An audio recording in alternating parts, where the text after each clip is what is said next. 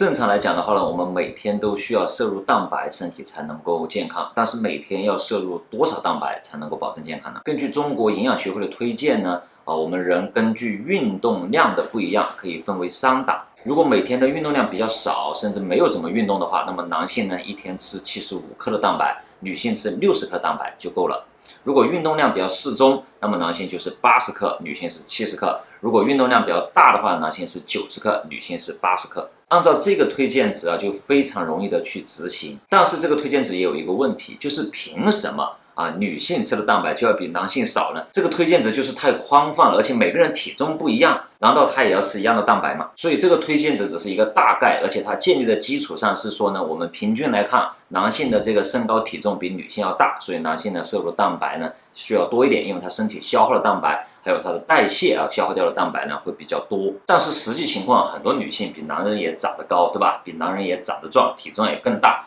甚至呢，很多女性呢每天的这个体力活呢也比很多男性要多。那要更精准的知道我们一天吃多少蛋白，怎么计算呢？其实方法也不难就是我们按照每公斤体重需要 1.18 克蛋白来进行计算。打个比方一个女孩子50公斤就是100斤，那么每公斤体重每天呢需要 1.18 克蛋白的话呢，算出来就是她一天需要吃59克的蛋白。如果把这59克蛋白换算成鸡蛋一个鸡蛋呢按50克来算差不多我们的鸡蛋都是50克，当然也有大的70-80克的，也有小一点的30-40克的，那种不大不小的基本上就是50克左右。而鸡蛋呢，它是每100克里面呢包含的蛋白呢大概是12克左右，所以59克的蛋白如果换算成鸡蛋的话，大概是10个鸡蛋。如果换算成牛奶呢，根据我们国家的规定纯牛奶要达到每100克里面有3克以上的蛋白才能称之为纯牛奶。而比较好的牛奶呢，通常它的蛋白含量是比较高的，比如说特仑苏它就是3.6，不要小看只多了0.6克在牛奶里面多这0.几克已经是很了不起的一个提升了。那我们以这个牛奶里面呢，比如说100克牛奶包含了3.5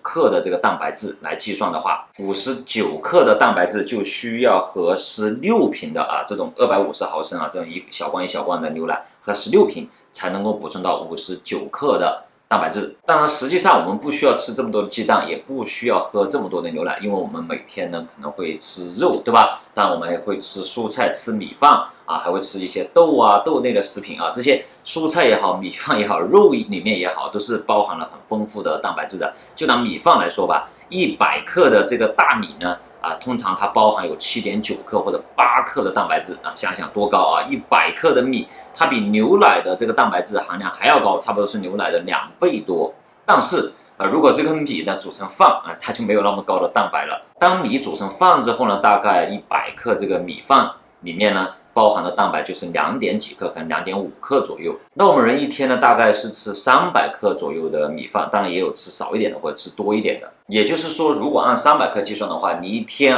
从米饭里面的获得蛋白呢只能差不多是7到8克左右，再加上喝点奶吃点鸡蛋再吃些肉然后再吃些什么蔬菜杂七杂八的蛋白呢，基本上一天呢只要你吃的够丰富，它就能够达到。我们普通的生活当中呢，比较危险的蛋白摄入不足呢，主要是在减肥期因为要减少各种食物的摄入，这个时候呢可能会导致蛋白的不够。其实如果你蛋白吃不够的话呢，它也是不利于你减肥的。我们要减肥减掉的是脂肪不是肌肉甚至在减肥过程当中，我们会增加运动量来让我们的肌肉能变得更强大。那么这个肌肉当你增加运动量的时候，它需要代谢，它就会代谢掉排掉很多这个氮这种成分，然后呢它就需要补充更大量的蛋白才能够维持这个肌肉。而且如果我们有肌肉的话，我们身体会显得更有型，我们的皮肤也会显得更好更饱满。你想我们的皮下面如果不是皮包骨头的话那么填充我们这个皮下面呢，要么就脂肪，要么就是肌肉。当你把脂肪给减掉的时候呢，没有东西去填充你的皮肤，它就好像